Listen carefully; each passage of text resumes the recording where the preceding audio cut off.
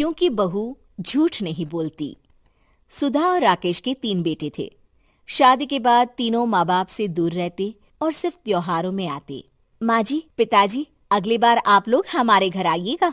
अरे नहीं बहू, सब यही आ जाते हैं तो घर खिला खिला लगता है। हाँ बहू, तू हमेशा बुलाती है तो जरूर आएंगे तेरे पास भी। हाँ हाँ, दीदी का घर बड़ा जो है, सब कुछ आपने शादी के बाद दीदी को ही तो दे दिया था। हमें भी दिया होता तो हम भी बड़ा घर लेते। क्यों सुनील? अरे नहीं नहीं, पापा ने सबको एक बराबर ही दिया है। छोटी बहू, क्या चाहिए तुम्हें, बोलो। वो आपके सोने की चेन वाली घड़ी है ना, वो अगर आप मुझे, तभी वहाँ मजली बहू भी आ जाती है। और मुझे ना आपका मंगलसूत्र कितना लंबा, सुंदर और भारी भी है। अरे हाँ हाँ, तुम दोनों को ही दूंगी बहू, चिंता ना करो। चलो अब खाना लगाओ, खाना खाया जाए। सभी मिलकर खाना खाते हैं कि पड़ोसन आ जाती है। अरे सुधा बहन, थोड़ी चीनी तो देना, घर में शक्कर नहीं है और मेहमान सर पर बैठे हैं। अरे छोटी बहू, चाची को शक्कर तो दे दो। अरे मजली दीदी, आप दे दीजिए ना, मैं यहाँ कम आती हूँ तो मुझे पता ही नहीं है कि सासू माँ सारी चीजें कहाँ रखती है। और तुम, मैं कौन सा यहाँ रोज शक्कर फाँकने के लिए आती हूँ, मुझे भी नहीं है पता। तभी बड़ी बहू हाथ में चीनी की कटोरी लेकर आती है। चाची, शक्कर आप लोगों का बड़ा सहारा है माँ जी और पिताजी को, वरना हम लोग तो यहाँ रहते ही नहीं। आप जैसे पड़ोसी हैं तो हम निश्चिंत है। और जीती रहे बहू, अब तो ये घर पड़ोस कम परिवार ज्यादा लगता है। सुधा अपनी बड़ी बहू को देखकर बहुत खुश रहा करती थी। वो उससे अक्सर घंटों बात भी किया करती, लेकिन दोनों दूसरी बहुओं का भी वो समझती थी कि शायद छोटी है, वक्त आने पर संभल जाएंगी। समय आ जाता है जब सभी को वापस जाना होता है।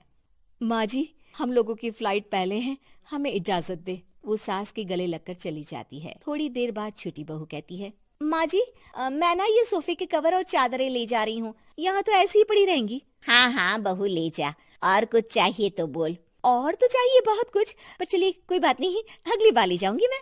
ऐसे ही मंजली बहू भी घर का बहुत सारा सामान ले जाती है। सभी के जाने के बाद सुधा राकेश से कहती है, घर कितना सूना लग रहा है ना। हाँ, और खाली भी। तुम्हारी दोनों बहुएं सब बटोर गई। अरे ठीक है ना, हम दोनों ही तो हैं, कितना सामान लगेगा, फिर उन लोगों की नई गृहस्थी, इतना मत सोचा करे। समय बीतता है। ऐसे ही हर साल त्योहारों में सुधा और राकेश के बच्चों की बहू आते और जाते वक्त ढेर सारा सामान पैक कर कर ले जाती। लेकिन कुछ ही सालों में सुधा का देहांत हो जाता है। पिताजी, आप यहाँ अकेले क्या करेंगे? हम लोगों के साथ चलिए। अरे नहीं नहीं बहू, इस घर में सुधा की यादें हैं, मैं उसे नहीं छोड़ सकता हूँ। अब तुम लोगों की माँ नहीं रही। देख लो, वैसे तो मैंने उसके जीते जी सब कुछ दे दिया है, लेकिन कुछ उसका पर्सनल कीमती सामान था जो ये है, ले लो। सामान में होती है एक घड़ी और एक मंगलसूत्र। माँ जी ने कहा था कि वो ये घड़ी मुझे देंगी। हाँ हाँ, पिताजी, माँ ने सबके सामने ये घड़ी सरिता को देने के लिए कहा था। उठा लो सरिता माँ की घड़ी। अब क्या था, छोटी बहू फट से घड़ी उठा लेती है। और पिताजी, ये मंगलसूत्र तो माँ ने मुझे ही देने को कहा था, याद है ना? वो सभी की ओर इशारा करती है। तू भी ले ले ये हार बेटा, कोई बात नहीं। मंजली फटाक से हार उठा लेती है।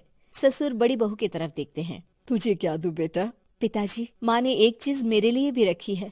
सभी के कान खड़े हो जाते हैं कि आखिर सास ने क्या रखा होगा बड़ी के लिए। अरे माँ जी तो दीदी से प्यार भी ज्यादा ही करती थी, हमेशा उनसे बात किया करती। जरूर कोई बड़ी और अपनी प्रिय चीज दी होगी दीदी को। और देख लेते हैं ना, वरना तो हम भी बराबर का बंटवारा करेंगे। हाँ हाँ, कर लेना बंटवारा।